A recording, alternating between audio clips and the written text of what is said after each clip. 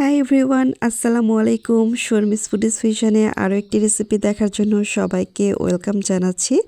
আজকে তৈরি করে দেখাবো খুবই মজাদার জলপাইয়ের টক মিষ্টি ঝাল আচার। আর এটা খেতে ভীষণ মজা, বাচ্চারাও খেতে পারবে। তো চলুন কিভাবে তৈরি করে নিয়েছি আচারটা দেখে নেওয়া যাক। তো আচার তৈরির আগে আমি প্রথমে একটা গুঁড়ো মশলা তৈরি করে নিব। এই জন্য একটা প্যানে 6টা শুকনো মরিচ নিয়ে নিয়েছি। আস্ত জিরা দিয়ে দিয়েছি 4 চা চামচ পরিমাণ, আর 3 চা চামচ পরিমাণ দিয়ে দিয়েছি 5 ফোড়ন। এখন সব কিছুকে খুব সুন্দরভাবে ভেজে নিয়েছি। এটা ঠান্ডা করে নেওয়ার পর তারপর গুঁড়ো করে নিব। তো এইদিকে আমি জলপাই সেদ্ধ করে নেওয়ার জন্য পর্যাপ্ত পরিমাণ পানি একটা পাতিলে নিয়ে নিয়েছি।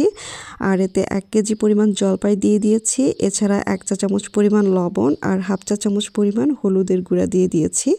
এখন সব কিছুকে নেড়েচেড়ে ঢাকনা দিয়ে ঢেকে 30 মিনিটের জন্য সিদ্ধ করে নিব। তো ফিরে আসছি 30 মিনিট পর। দেখতে পাচ্ছেন জলপাইগুলো খুব সুন্দরভাবে সিদ্ধ হয়ে গিয়েছে। এখনটা পানিটা ঝরিয়ে নিব জলপাই থেকে। তো এদিকে আচার তৈরি করে নেওয়ার জন্য আমি একটা প্যানে হাফ কাপ পরিমাণ রান্নার তেল দিয়ে দিলাম। সয়াবিন তেল দিয়ে দিয়েছি এখানে। এছাড়াও আমি 2 টেবিল চামচ পরিমাণ দিয়ে দিয়েছি সরিষার তেল। আপনারা চাইলে যে কোনো একটা তেল দিয়েও তৈরি করতে পারেন। তো তেলটা হালকা গরম হয়ে আসলে 1 চা চামচ পরিমাণ 5 ফোড়ন, আর সেই সাথে দিয়ে দিয়েছি 1 চা চামচ পরিমাণ আস্ত জিরা, আর দিয়ে দিয়েছি 1 টেবিল চামচ পরিমাণ রসুন কুচি। এখন সব কিছুকে একটু নেড়ে চেড়ে নিয়ে দিয়ে দিচ্ছি 3 চা চামচ পরিমাণ মরিচের গুঁড়া। এতে করে কালারটা সুন্দর আসবে আচারের, আর তাছাড়া হালকা একটু ঝাল ছড়াবে।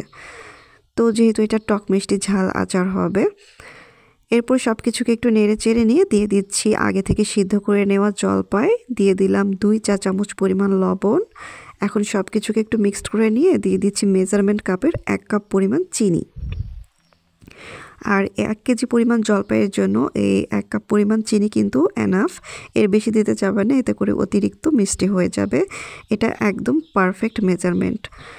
এরপর 1 কাপ পরিমাণ পানি দিয়ে সব কিছুকে নেড়ে চেড়ে নিয়ে ঢাকনা দিয়ে ঢেকে কিছুক্ষণ রান্না করে নেব, যতক্ষণ না পানিটা শুকিয়ে যাবে। আর অবশ্যই মাঝে মাঝে একটু নেড়ে চেড়ে দিতে হবে, নয়তো কিন্তু আবার নিচে পুড়ে লেগে যেতে পারে। তো আমি কিছুক্ষণ পরে সব কিছুকে এভাবে একটু ঢাকনাটা সরিয়ে নেড়ে চেড়ে নিয়েছি। এছাড়াও দিয়ে দিচ্ছি আমি 2 টেবিল চামচ পরিমাণ ভিনেগার বা সাদা সিরকা। আর এই ভিনেগারটা দিলে কিন্তু দীর্ঘদিন আচারটা সংরক্ষণ করে রাখা যায়। এরপর আরও কিছুক্ষণ আমি এটাকে জাল করে নিয়েছি। প্রায় পানিটা শুকিয়ে গিয়েছে দেখতে পাচ্ছেন। তো এখন আমি এভাবে স্প্যাচুলা দিয়ে আস্ত এই জলপাইগুলোকে কিছুক্ষণ এভাবে ভেঙে নেড়ে চেড়ে নিব। তো দেখতে পাচ্ছেন প্রায় একটু ভর্তা ভর্তা হয়ে এসেছে। ঠিক এরকমই হতে হবে আমাদের আচারটা।